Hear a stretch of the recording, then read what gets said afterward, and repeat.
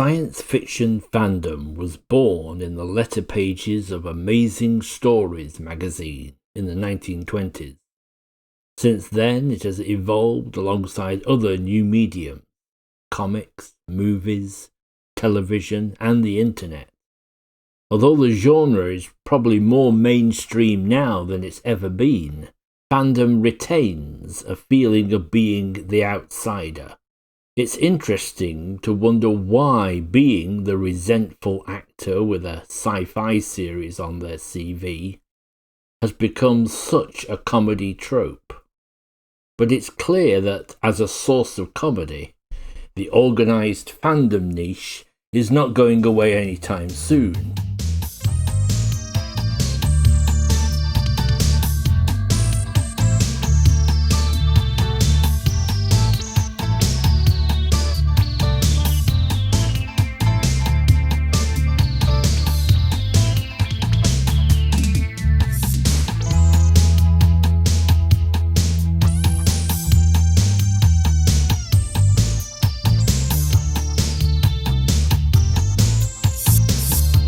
Welcome to Very British Futures, the podcast about UK science fiction television. But today we're taking a sidestep into a comedy drama set in our real world, one where the exploits of the Children of Castor are definitely imaginary. Wearing their Children of Castor convention t-shirts and studying the itinerary, I'm glad to be joined by guests Danny Ray and Cliff Chapman. Danny is a welcome returnee to the show, taking time out from co-hosting the I Don't Do Sci-Fi podcast. Cliff is an actor and writer, well known for his narrations of Warhammer, amongst other books. So, hello and welcome. Hello. Hello. Thank you for having me. Thank you for having me as well. It's great to have you here, and thank you for sparing the time. Cruise of the Gods is a 90-minute TV movie produced by Baby Cow, the independent production company co-founded by Steve Coogan and Henry Normal, which premiered on BBC One on the 23rd of December 2002. Starring Rob Brydon as Andy Van Allen, Steve Coogan as Nick Lee, James Corden as Russell, Helen Coker as Jenny, Philip Jackson as the Children of Castor's creator, Hugh Bisham, and David Walliams as Jeff Monks, plus Jack Jones as himself. It was written by Tim Firth, whose other scripts include Neville's Island, Calendar Girls, and Kinky Boots. Andy Van Allen's acting career seems long behind him. Once the lead in 80s sci-fi series Children of Castor, he now works as a hotel porter, where guests who do recognise him often remind him that his old co-star, Nick Lee, is now globally famous as the star of Sherlock Holmes in Miami. At a low ebb, he decides to take up the offer of being the star guest at a Children of Castor convention being held on a cruise ship sailing around the Greek island. Andy sullenly interacts with keen fans and carries out his duties as guest. He even sleeps with a fan called Helen, dressing up in his old costume. Then, to his shock and everyone else's delight, Nick Lee unexpectedly appears. Nick is filming a Christmas special of Sherlock Holmes in Miami in Greece, and seems delighted to find a convention about his old show.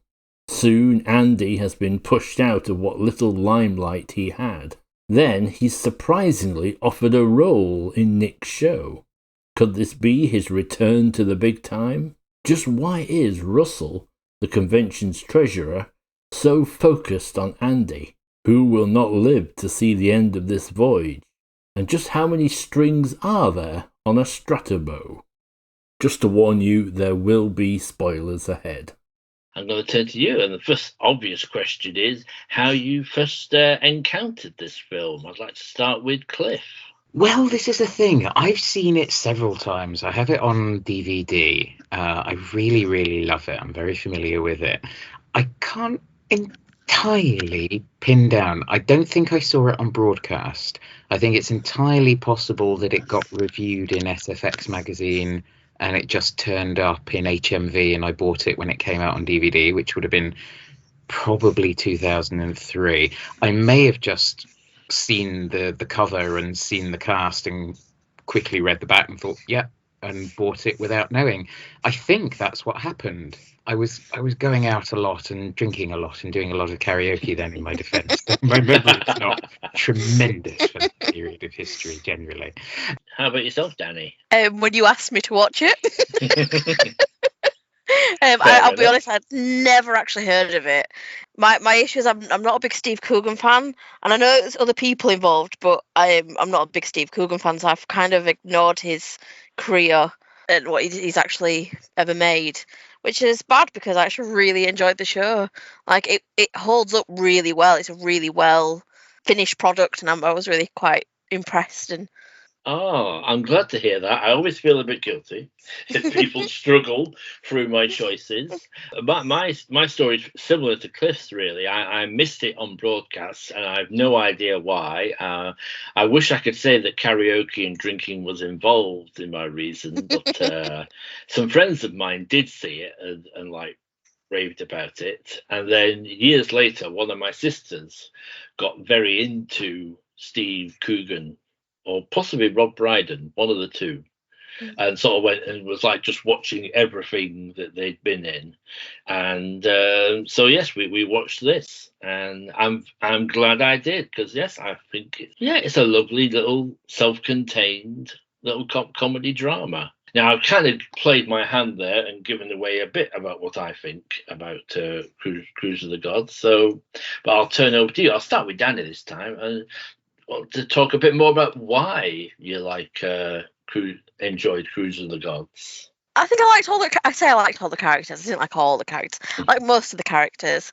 It felt a bit nostalgic for me in a weird way. Not the convention-y side of it, the actual just the fact that, because it's early 2000s, and it sounds really stupid. It was seeing James Corden pre-Ego, and he reminded me of when he was like in Fat Friends, and it took me back to a happy place in my childhood, which I'm going to say childhood to you guys because that's going to depress you, but it was early 2000s, and I was just out in high school in like 2002.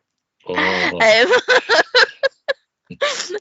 So yeah, it just takes me back a little bit, but I believed it. I believed that it was a real show. I believed that there were real people. I think it was very believable. I really got engrossed into it. I really didn't think I was going to make you laugh, because it was very much tropes of fandom done so hilariously. So yeah, there was that nostalgia. There are definite types that I think you get in not just science fiction. I think all kind of enthusiast groups, I think, create certain types of characters. We'll move on to them in a sec. I mean, it's interesting that the director, Declan Lowney, this is an early work, and he's gone on to work on so many comedies over the years. He's had quite a busy career. He seems to have directed everything from sort of like Father Ted to sort of like specials with Lee Evans. Ted Lasso, most recently, he directed all the first season of Ted Lasso, and the final episode. So he's clearly got a feel, I think, for character comedy.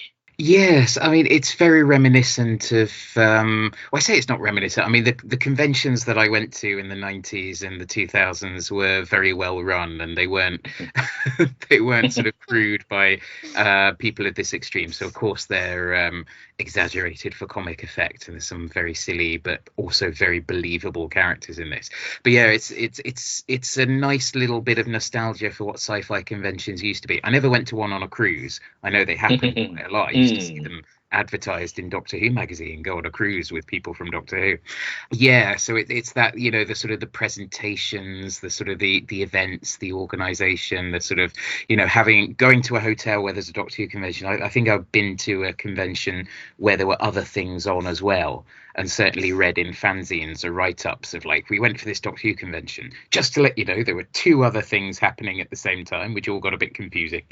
Of course, everything convention-wise now is very much built around the dealer's room, isn't it? It's kind of dealer's room and signings and photos. You don't necessarily get that same hanging around in the bar all day with celebrities, the sort of the Michael Sheard character. I went to several conventions with Michael Sheard. I loved him. I thought he was a lovely bloke. Had a lot of time for fans. And the I'm changing. I think there's a little bit of Michael Sheard in there. I think there's some very recognisable characters. And also the other thing is I absolutely adore Galaxy Quest. And I do think that these, although they're very different, obviously Cruise of the Gods is comedy and grounded in reality and stuff. I think they do have fundamentally an affection for it. There's a lovely speech by James Corden where, he's sort of, I'm sure we'll come to that later, sort of defending the characters' names, even though he's not a fan. There's that sort of underlying respect for people's love of something. So, we'll have a bit of a laugh.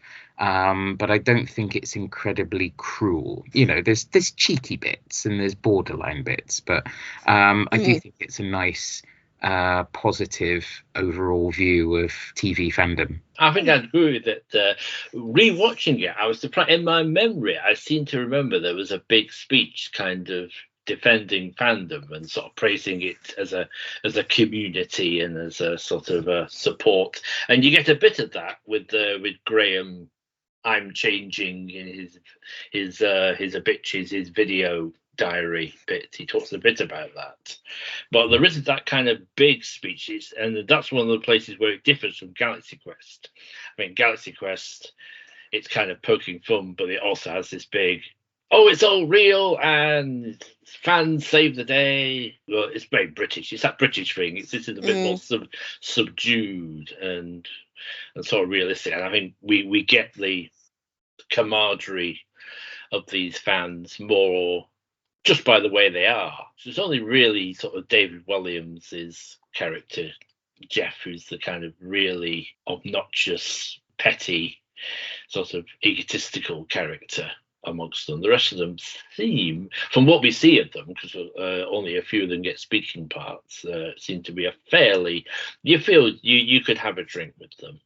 And I think even David Williams' character is, there's some Spectrum stuff going on, there's, and there's someone who's probably clearly got a very boring job in the real world, if unless he doesn't work and lives with parents or something like that.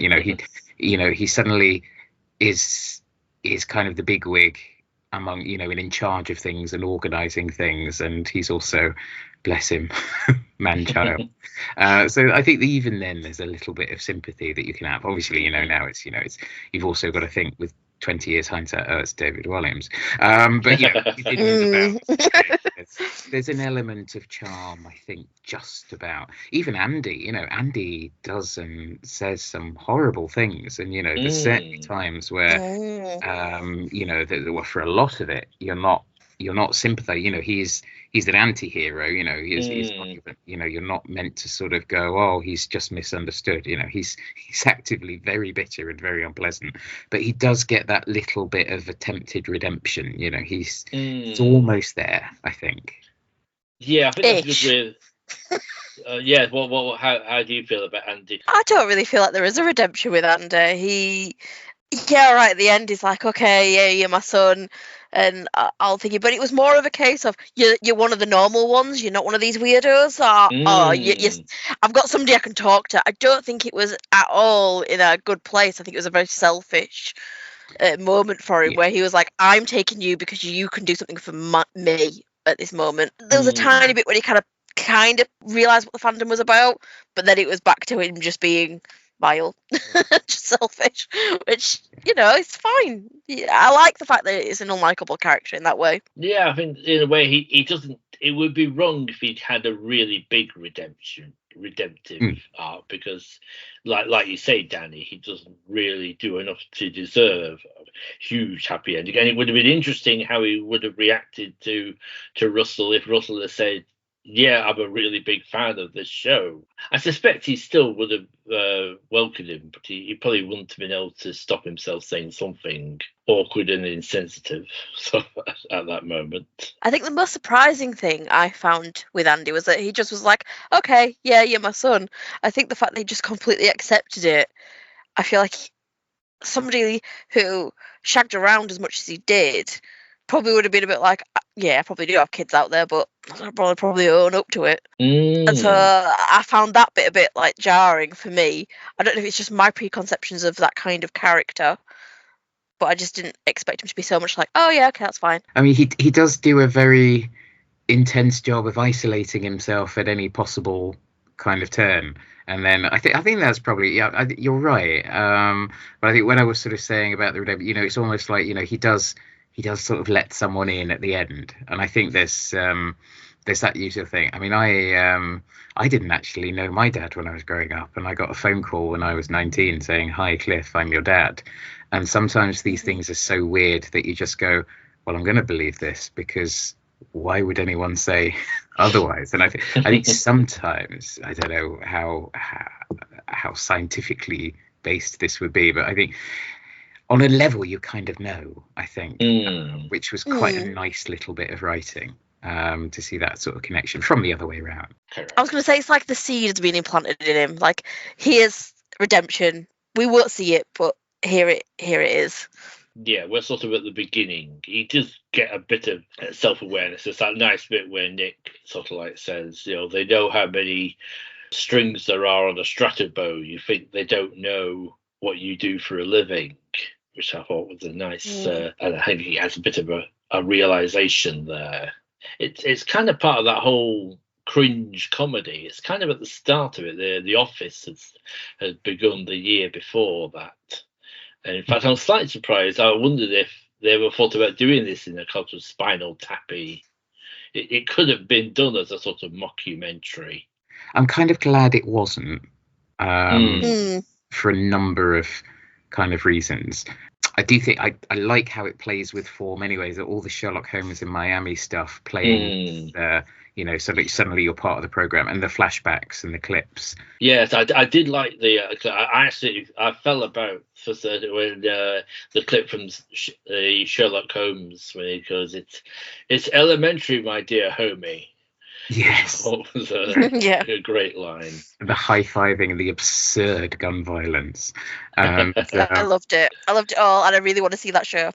Yeah, this is what, 8 or 9 years before Sherlock, the big revival. So we hadn't really had, and I'm trying to remember when Elementary happened. Elementary. I was just trying to think. I'm trying to remember Elementary as well, because that's. I seem to remember it's not too long after Sherlock came back. No. I think the BBC Sherlock was first, but Elementary was close behind. Elementary's 2012.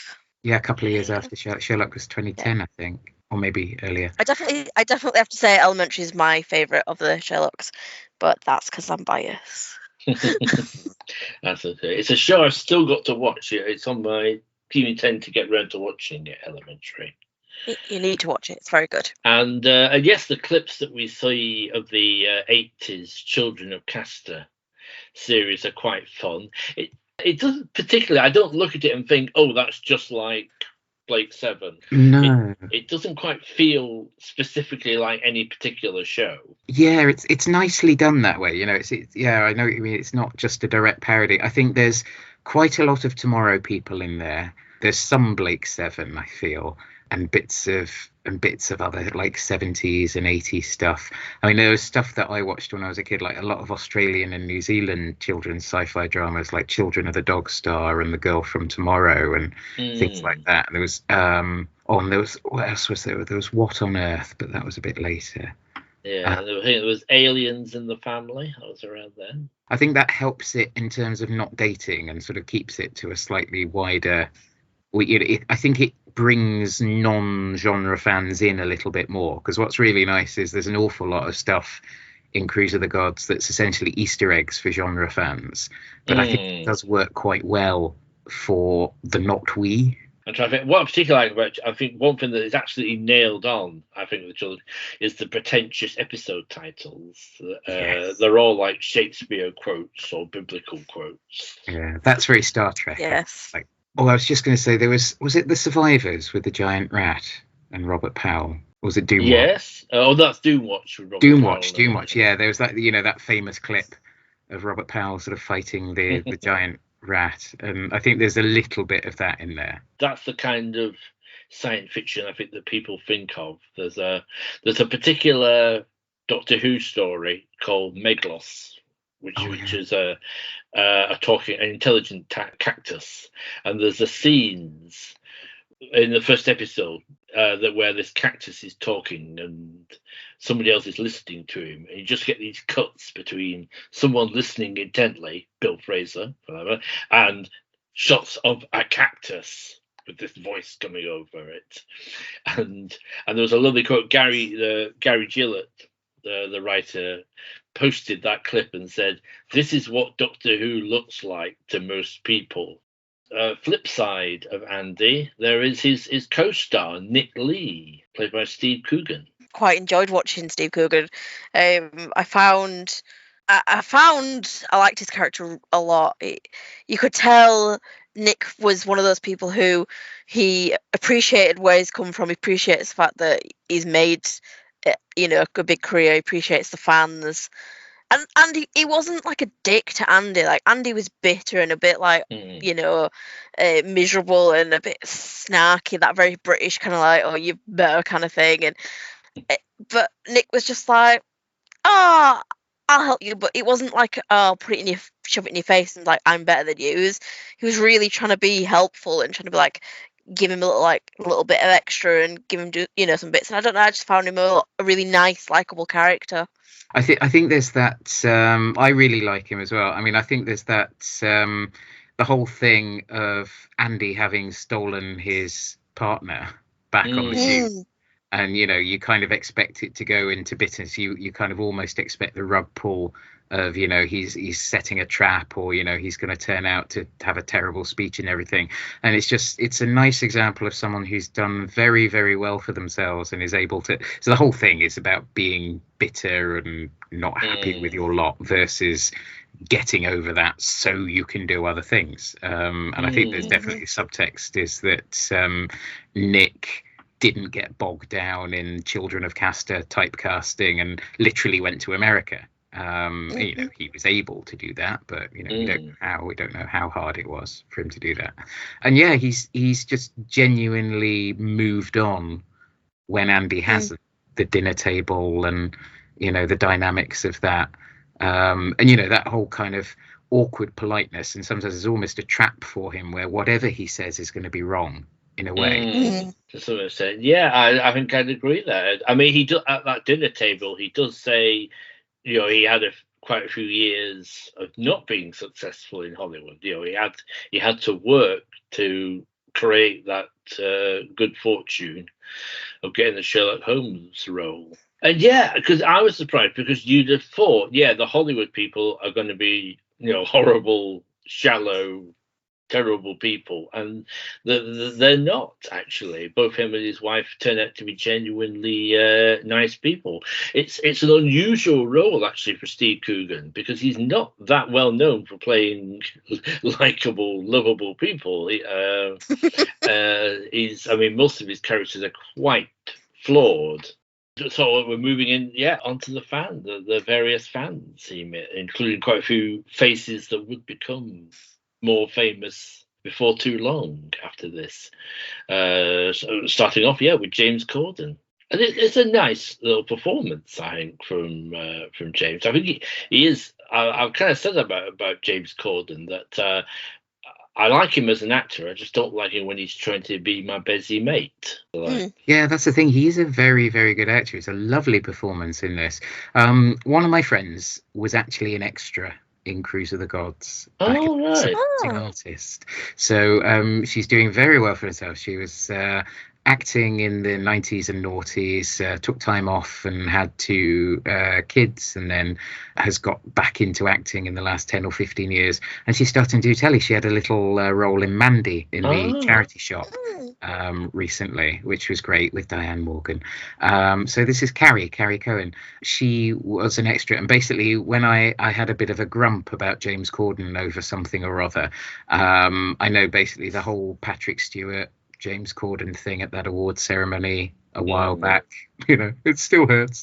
I mean, they were both as bad as each other in a way. I don't know what was going on there, but that was a bit of a thing. And there was the whole Horn and Corden show around the late noughties, which was just intolerable. And so you get this kind of, you zigzag. You actually see him in something, it's like, yeah, he's pretty good, and then you see him being himself. And it's kind of awful. Anyway, Carrie sort of said he was the sweetest person you could possibly meet on the set, and they just sat in a quiet little corner in the ballroom set on the cruise, running his lines for a little while everyone else was off doing other stuff. And he was very conscientious and a little bit worried, and just endearing, apparently. Well, that's nice. That's nice. Yeah, that's a nice story. I think in his autobiography, Rob Brydon says, reminiscing about. I'm afraid I haven't read it.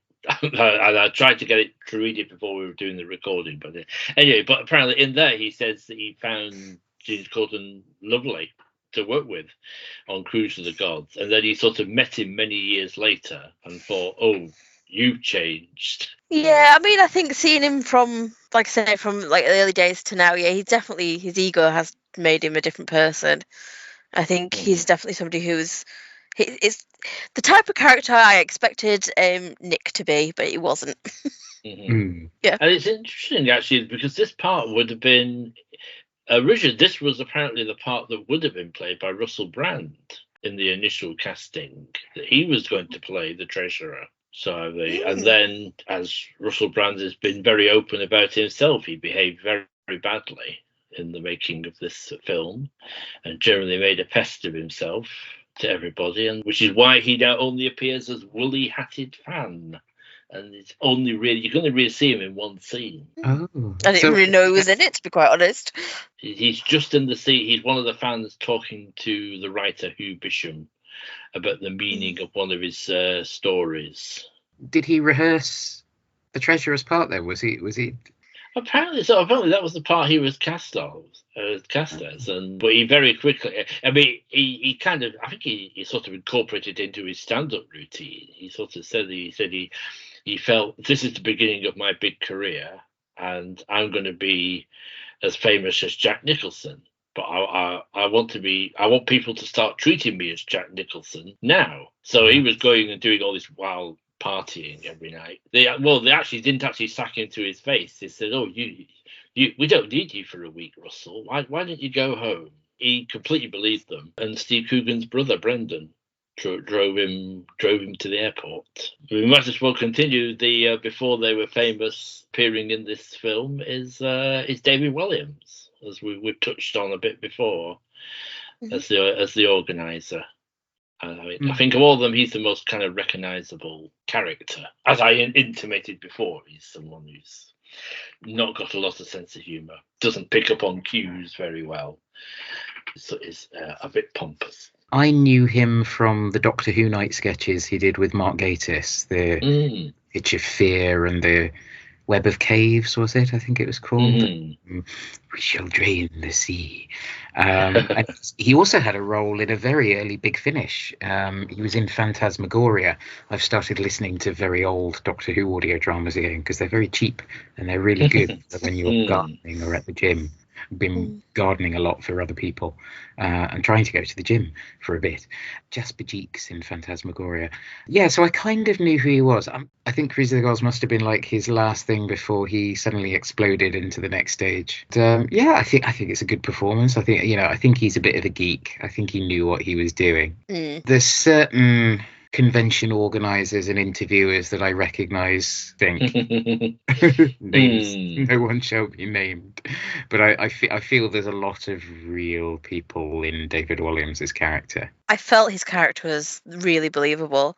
I think he was the most believable of all the characters for me. It was one of those ones where it was just like, yeah, I feel like I've met you before. And even I've never been to these things, but even I felt like I met this person. I was like, Helen Coker as Jenny, the groupie fan. It's a really lovely performance. And I'm glad actually. Well, and weirdly, I had this memory that I'm glad I rewatched it, because I had this memory that she tried to commit suicide, and her character doesn't do that. I'm glad to say she has a sort of happier ending. Yeah, I like that she kind of realizes what she actually needs in life, and it's the person she's already with. Yeah, he seems like a nice bloke. I'm a bit biased. He writes fan fiction, so there you are. That's It's a nice rounded characterization. I think again, there's I guess it's going for representation of female autism, I think, which is not something you see very often. I liked the scene between her and the Nick's girlfriend when she's saying, "Oh, I've said all the wrong things," and she's like, "Oh no, you can talk to me." And I liked that dynamic of two women in this show having a truthfully heartfelt conversation. It was just nice to see from a 2000s kind of point of view that they weren't written as women trying to tear each other down. They were trying to build each other up. And I thought it was really nice to actually see. Yes, I agree, and it's a nice sort of surprise, really. That's how it goes. Philip Jackson, probably best known for the Inspector Japp in the Poirots with David Suchet. And he's marvelous as the writer, a writer who, in his own way, is just as bitter and awful as Andy. Any thoughts? Any thoughts on Hugh Bisham? Yeah, I mean, it's a lovely performance. He's perfectly cast. Great performance. I think there's again, when you watch like lots of documentaries about the making of Doctor Who stories, you see that kind of character. And when you read the interviews, you see a lot of the whole kind of, there's chunks of Eric Saywood there, and there's chunks of very kind of, I am a serious intellectual, I am better than this, I just did this for the money, but thing.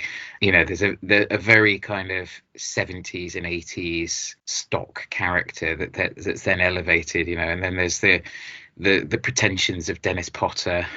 Yeah, that sort of mix of pretentiousness versus the sort of earthy dismissiveness. I think it's a lovely performance, and it's a nice round. He's not one note. The writing and the performance and the direction all go very well. I find that, like you say, it's a really well-rounded character. I like that. You start off with him, and he doesn't seem like the bitter person Andy is. He goes, "Oh yeah, I'm not drinking anymore." So you get that kind of that tortured artist kind of background from him, but then I love how towards like as it's going on, it's almost like Andy's bitterness is rubbing off on him, and he's kind of like goes to the point where he's just like, "Nah, I can't cope anymore either," and just goes off the wagon. But I think my favourite thing is that scene where he's analysing the character names, and he just goes, "The curry names, it's anagrams and curries." I thought it was brilliant. Just thought that was so comedically well performed. It was just fantastic to watch. Yes, I think I agree with you. He's that Philip Jackson takes what is a trope to some extent of this sort of bitter writer who sort of like, he could have been somebody, resents what he's become known for is not the thing that he's proudest of, one suspects. But yeah, it's Philip Jackson's performance, I think, that raises it up a more interesting, unique character. He also gets another one of my favourites I particularly like, and I think Tim Firth has got a good ear for these slightly tragic, very British kind of pathos. Pathos is probably the word I'm looking for. He's got these sort of pathos lines. Although interesting, I noticed on IMDb, I'm just going to say, they also credit Peter Baynan and Michael Marshall Smith as writers. So whether they contributed a few bits themselves, but going back to Hugh Bisham, I loved what you've been doing. I did a sitcom with Russ Abbott as a policeman, sharing a flat with a punk rocker played by Freddie Starr. And it's just a whole world of cringe sort of like within that. Almost pathetic as well. It's quite a good word. I think, yeah. It's no surprise actually that he also wrote Juliet Bravo is one of his credits, because there's something about Juliet Bravo. It's become one of those titles I think that people go for it's a bit naff, sort of like. The fantastic Big Finish audio Deadline by Rob Shearman, where Derek Jacobi is sort of Doctor Who, and he comes. He's a writer, isn't he? And he is interviewed by Ian Brooker, fantastic actor, and Juliet Bravo. The interview is about Juliet Bravo, and then they start going this unknown sci-fi series that he also wrote. Juliet Bravo. I know that is a very good. I can recommend that. Yes, Deadline. It's written by Rob Shearman, a marvelous writer. He wrote Dalek for Doctor Who, lots of other a lot of good short stories and stuff. And he's also very good. Pathos. He's very good. He's very good at his British pathos. Do you know what connects Rob Shearman and Tim Firth? No, I don't. Okay, I think if I'm correct, yes, it's Alan Ayckbourn. So I actually went to see a production called The Safari Party in Scarborough at the Stephen Joseph Theatre. I ended up there on opening night completely by accident, long before I was any kind of proper actor. And I think it was their first night, and ended up randomly just going up and having a chat with them. So they were, Stephen Joseph Theatre was, Alan Ayckbourn. That kind of that sort of sense of character and that sense of a world. I think he, the Ayckbourn worlds that he creates. He dabbles in sci-fi. There's a nice sense of an Ayckbourn play on a much bigger scale. Because the cruise ship is huge. And with all the beach stuff in Miami and the hotel things, I do think there's a nice sense of that pathos and irony. In fact, it's interesting you say that. I think that's a good point to open it up a little bit, our conversation into, because as I inferred in my introduction, there's something about the ex sci-fi star. It is a bit of a recurring character. Shows like Frasier, more obscurely Man to Man with Dean Lerner, had a very good episode with this kind of ex-character from a show called, I think it was called Space Cops or something like that. This idea of the actor, it's like an albatross around their neck, that they were in this sci-fi show, stuff like that, and they're very resentful about it. And I'm just curious if you thought about it. Why is it? They never seem to be police, it's never a police show, or why does it always seems to be they're an ex-sci-fi actor? Well, I think it's twofold. I think once you get recognised for something, then it becomes harder, because you start getting offered the same sort of parts, and some of it becomes boring, and then the minute you turn down a couple of parts, then you stop getting asked for things, and or you only get asked for certain things. This comes up time and time and again. I think also there's the whole thing of Gareth Thomas leaving Blake Seven to go off and do proper Shakespeare in theatre in London. That was it was very much theatre was proper and telly was not as proper, and TV sci-fi was always stretched, always hard work, an awful lot more finding your lines and finding your mark and learning lots of really complicated, impossible lines. It might look fun on paper, but it's a lot of hard work and a lot of waiting around for effects and all that kind of thing. So there's this general kind of vibe that you get from the way a lot of people talk about working on things like Doctor Who and other things, where it's it was quite hard work. There was a lot more that went into a sci-fi production, and also there's a very snobbish sense of the reviewers, the people you would go to the papers and you'd want to see your name in print, and you want to see someone say something nice about you, and a lot of the reviewers wouldn't even bother about sci-fi, or they might have a couple of passing words at the beginning or the end of their piece, and concentrate on the serious stuff. So I think there's a few kind of tropes that come from, very real experiences with actors across, 60s, 70s, 80s. Kind of, I think there's an element with some Doctor Who companions, it's what's really nice is in the age of the internet and the age of events and communication, there's a bit of a renaissance and things like Big Finish and, productions where they can, kind of get regular stuff going and start to do other things. It's not so bad now, but I think certainly in the 80s, 90s, beginning of the noughties, sometimes a very recognizable part in something like a children's sci-fi series would be a death knell, be something, because they would say, oh, you can't play a sexy character because people are going to be weirded out if you play a sexy character. Carol Ann Ford immediately going off to play a prostitute straight after Doctor Who in the 1960s struggled a bit, I think, as a result. The other thing is the acting industry is very unstable and difficult.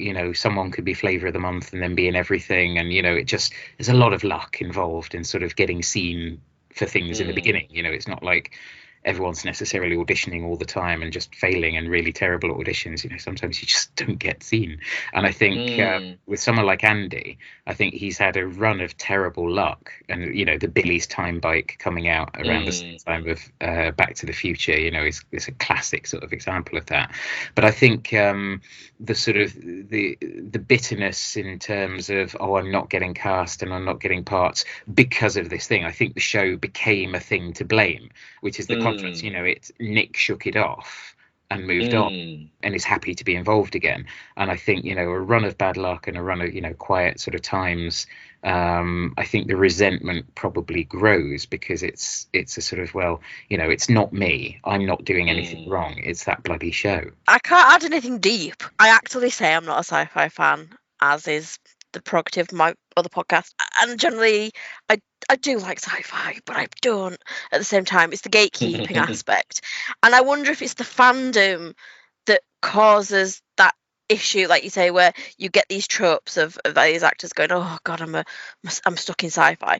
And I think it's that trope of the gatekeeping fandom and the eccentricities of the fandom that have tarred a certain brush onto that. And I think it's not one it's one that I don't like, and it's the reason why I say I don't like certain things, feel about gatekeeping and things like that. But I feel like there could be that aspect, like you say, you don't get people who are like saying, oh, I got stuck in doing like the cop show, because I think generally speaking, a lot of people who are fans of big cop shows, they're not as intense as sci-fi fans. And I'm not saying that's a bad thing. Intensity is fine, but I think that's going to be part of the reasoning for why it's kind of seen as this like negative rather than a positive. Well, I was going to say, sorry. So picking up on that, yeah, I agree. I think there's the sort of the analysis that sci-fi fans put into things. So basically, it starts with an escapism. Like, you don't want to be involved too much with the real world. You don't necessarily want to watch cop shows or Casualty or things. You want something that's not going to feel too real and upsetting and relatable to something upsetting that might have happened to you, something grand and big, and if there's death and terrible things, it's aliens, it's not real, but then you kind of go into this flip-flop of, I like this because it's not real, and I'm so into this, I'm thinking about it so much that I'm building it up into something very real in my head.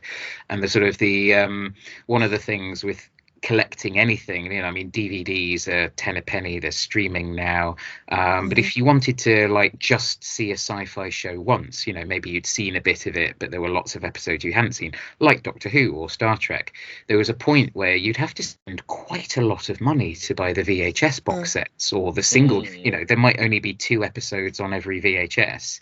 You might end up having to sort of fill your entire room with cassettes, big chunky things, just to get through a series, to kind of fill in the gaps that you've not seen. So there's an element of investment there, which basically means you're spending all that money on those things, so you don't necessarily get to spend a lot of money on other stuff. And I remember, even as a very dedicated Doctor Who fan, there were Doctor Who videos that I had to make a choice of, do I want to get Red Dwarf on video, because they will never ever show the first 2 series of Red Dwarf, so I got those instead of a couple of Doctor Who releases. Of course, then they started repeating Red Dwarf from the very beginning, and it's like, damn. But things like that, and like buying a whole, I would get the X-Files movies on VHS in the 90s, but I wouldn't get the big box sets of the entire seasons because they were huge and they were expensive. So my point is kind of, you spend your money on what you can, but then you kind of watch things over.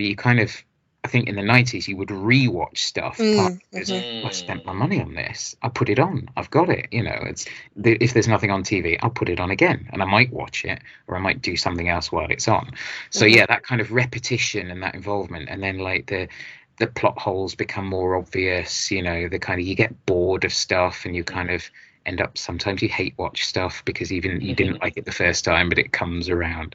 And so there's all those kind of things that you kind of have as fandom.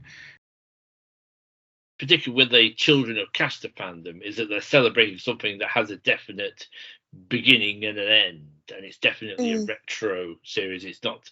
I think there's a difference between that and a fandom of something that's ongoing. I saw on Wikipedia that they had started the wheels turning for a remake stroke sequel. I don't know whether it was going to be a movie or a series. I think I saw in 2010, and nothing came of it. I'm very happy for this to be just what it is. I think it works really well as a standalone. I did read about that possible remake you mentioned there of Cruise of the Gods that might have happened. And interestingly, apparently Steve Coogan would have played the Rob Brydon role, and then they'd have got an American star in to play the Nick Lee's role. There you are. It vanished into production hell. And Rob Brydon wouldn't have been in it, and therefore perpetuating the character of Andy. That's very true. Yes, that's very true. I also wonder a bit with I was saying that trope of the kind of has-been actor who did a science fiction show, whether it sounds a bit pompous if I say it's one of the creation myths of Hollywood, but I've said it now. But they are. It's George Reeves, the story of George Reeves, who was incredibly famous as Superman back in the early 60s, late 50s, and then ended up committing suicide. He just couldn't get any work after Superman. That story, I think, it's part of the mythology in a way, I think, of television. I get the sense it is sort of fandom viewed from the outside. I get the impression that Tim Firth, he's not writing about this because he's a big science fiction fan. I think it's more he's had this idea for a funny story about this resentful actor and, going on, developing at least a little bit as a person through this cruise. Yeah, I think they've ramped it up. So, I mean, there is an element of, often with comedy, it's kind of, a funny thing will happen every so often. And you'll kind of go, oh, my life's just like a sitcom. But then you kind of have to realize it's like, but all of those funny things you've just told us about didn't happen in the same weekend. So there's a little bit like fantasy and sci-fi is always pushing things just a little bit further into the realms of believability, and asking you to accept some things that, if we spend too much time talking about this, then it's not actually believable. But let's just talk about it enough that you can go with it for the purposes of this kind of thing. And I think with comedy, it's comic strip to an extent. I think they do have a little bit of fun ramping up the sort of cliches. But I think also the other thing is, I remember being incredibly gauche and weird and rubbish around people when I was 12, 13, 14, when I first started joining local groups, because, it's a bit like, Daffyd and Little, you think you're the only fan in the village for a little while. And then, you have all these thoughts for years and years. Some of them are very mundane. It's like, how do you pronounce this writer's name? Or how do you pronounce this race of aliens that I've only actually read in a Target book? I haven't actually seen the story yet, kind of thing. Tell me about the Sontarans and the Silurans and Castrovovla and Logopolis, all that kind of stuff. So suddenly you get thrown in. I remember being a teenager and getting thrown in with other people. And it's like, but I've got this question, and I want to show you this thing, and I've got these funny little weird opinions and quirks and everything, because it's very pre-internet. I think even though the internet forums were around, I think definitely it's not written by a forum goer. Someone who's been on Gallifrey base, Outpost Gallifrey, and been in the chat room or Yahoo, and kind of chatted to fans and contributed to threads. So yeah, it's very much kind of, even though it's early 2000s, it does have that slightly more mid-90s bunch of, that sense of people who've never had the opportunity to talk about Children of Castor and maybe didn't know anyone at school who liked it, or maybe they knew someone who bullied them because they liked it because their dad told them it was rubbish or something. And then suddenly they're all thrown together. It's like they all really like it. And it's all just very nice. But it's nice. I mean, I agree. I mean, I was very gauche. That's a good word. I like gauche. But I mean, you're sort of learning how to be with people and how to socialize. And I mean, I don't know if that rings any bells with you, Danny. No, I think probably just had a different childhood and fandom, and like I say, I didn't necessarily have. It wasn't sci-fi for me that was the thing that I was really into, so I was able to talk to people like my friends liked the things I liked, and so I was able to communicate that way. And I think my age with the internet makes a difference as well. Like you're talking about forums and stuff. I just said 2002 was when I started high school. I was 11 years old.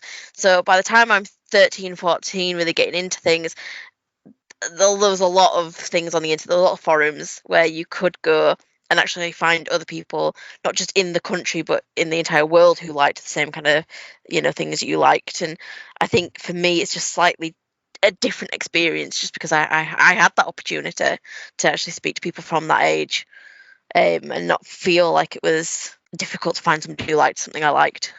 I'll just share one thing. I've just been looking at my notes down here, and a line that really jumped out at me as a funny line was, I'm a star on a ship where the other stars are a top hat and a silver dog. Oh, there's some quality lines. Graham, you're from Cirencester. You think it's paradise. Yes. I really enjoyed Williams when he's analysing and he goes, faff back. Those kind of, all the analysing of the names is just brilliant. I remember, I've seen that sort of thing happen. In fact, you would read reviews and, very... I think there was a particular thing with Doctor Who where a lot of people went off to university and still loved Doctor Who very much and were suddenly armed with the tools to justify why it was okay to still like Doctor Who, even though it had gone off the air and no one else liked it, and it was kind of a kids program, at least as far as other people. It's not. It's a family drama, actually. But it's seen as a kids program. And so it's like you can dig into it and analyze it and write lovely structured essays as writing practice and essay practice, and you can defend and scope out all these kind of things. I mean, there was the beauty of, I was trying to think of what the most arcane bit of Doctor Who fandom fun was, but it was probably that either Kate Bush or Tom Stoppard wrote Kinder and the sort of myth and the sort of the entire story. So there was a Doctor Who story that was very clever, very theatrical, very esoteric, called Kinder in the 80s, around the time of Children of Castor. And the production values were great, but the performances are outstanding.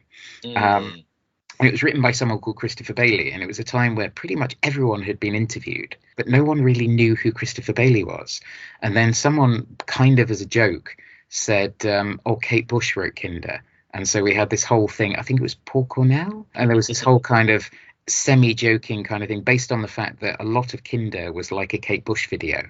And then that kind of evolved into, well, actually, that's silly, but we do think Tom Stoppard wrote Kinder because he said he once wrote under a pseudonym for TV, and, it's probably soaps. I don't know what it was, whether we discovered that later on, but and this whole kind of thing, and then you start analysing and sort of the it's almost like the Paul is dead thing in the Beatles as well, where people could write 100 points on how Paul McCartney definitely died and he was replaced by a lookalike, and that kind of level of going down the wrong path, it was kind of funny then.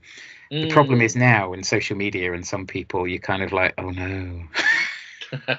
When people do it it's like X-Files conspiracy theories. It was so much fun back in the day, and now it's just, oh no, don't do that. Yeah, like there's a whole podcast at the minute, sorry, about like Avril Lavigne being replaced years ago, and that she's somebody else. And it's like I'm there going, okay, that'd have been funny like a decade ago, but now it just I feel a bit. Is it funny now? You're kind of playing to a lot of unfortunate people, in a way that just doesn't sit right with me. But yeah. Right, well, I think we're coming to the end now, so I'd like to, a summing up. I really enjoyed the show. I was pleasantly pleased by it. I think the characters are realistic. Yeah, I really enjoyed it. And as you could tell by the different key changes, we get Faff back.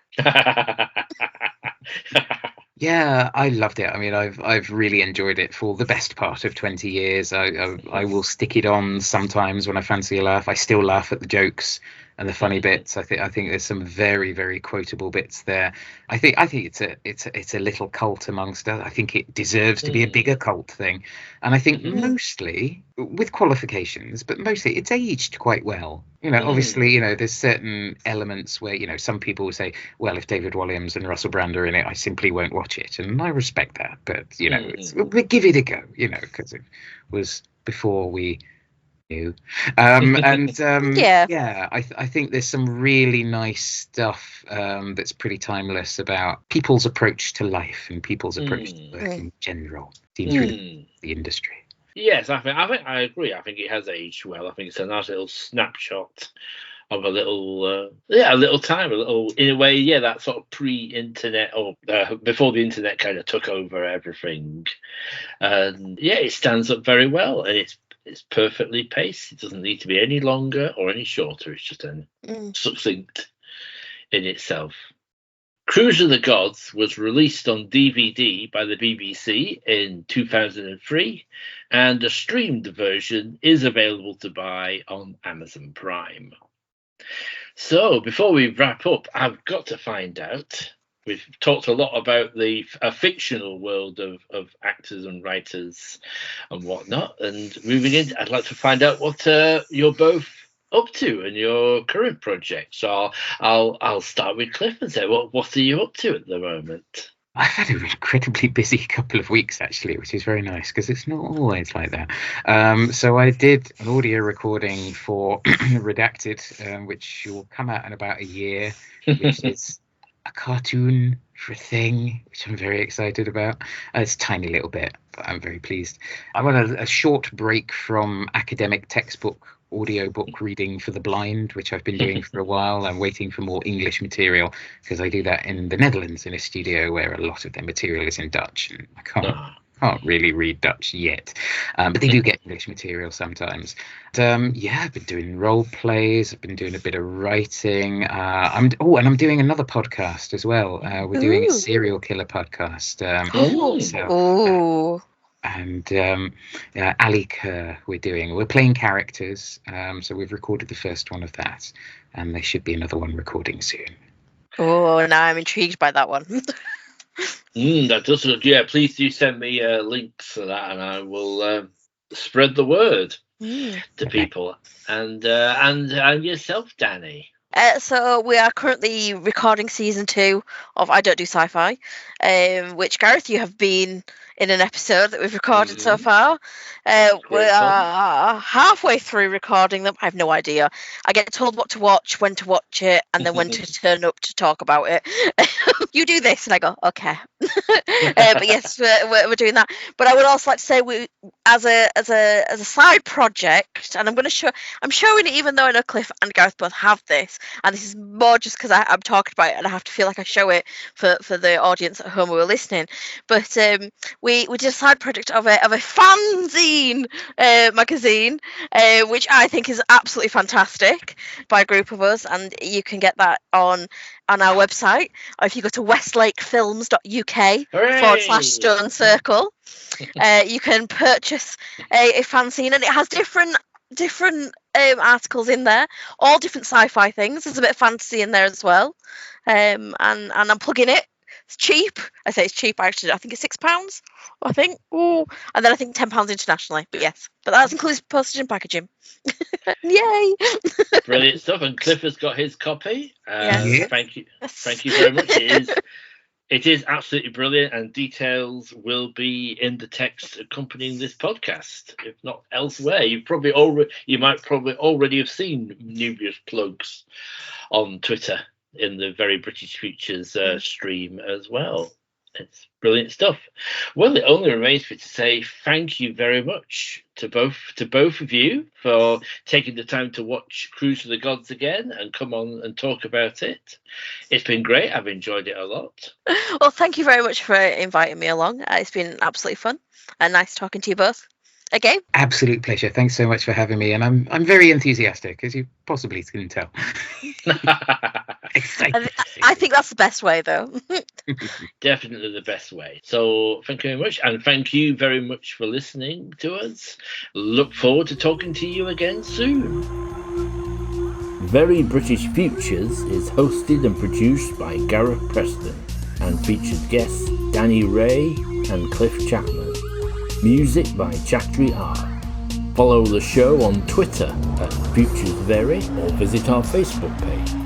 If you'd like to find out more about Cruise of the Gods, why not visit our website at westlatefilms.uk/verybritishfutures. If you'd like to get in touch with suggestions, memories or questions, email us at verybritishfuturespodcast@gmail.com. Very British Futures is a Phantom Frame production.